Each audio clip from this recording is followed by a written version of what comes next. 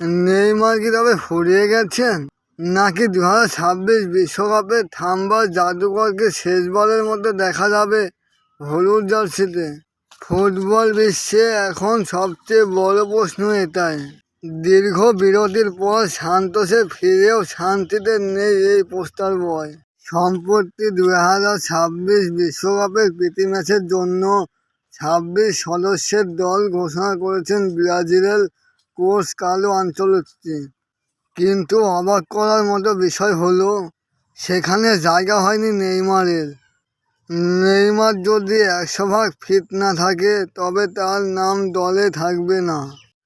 Neymar সান্তোসের হয়ে মাঠে নামলেও তার পারফরম্যান্সে আগের সে ধার দেখা যাচ্ছে না। অবশেষে ক্রিস্টিয়ানোর বিপক্ষে ম্যাচে একটি অ্যাসিস্ট করলেও তার অনেকগুলো পাস ভুল জায়গায় গিয়েছে। সমালোচকরা বলছেন, মাঠের খেলায় নয় বরং অফ ফিল্ড জীবন নিয়ে তিনি বেশি ব্যস্ত। দল থেকে বাদ পড়ে নিজের হতাশা লুকিয়ে রাখেনি নেইমার। তিনি বলেছেন, জাতীয় দলে না থাকাটা অনেক কষ্টের, তবে চূড়ান্ত সিদ্ধান্ত কোচের হাতে। সময় মাত্র 62 দিন, আর হাতে আছে 16টি ম্যাচ।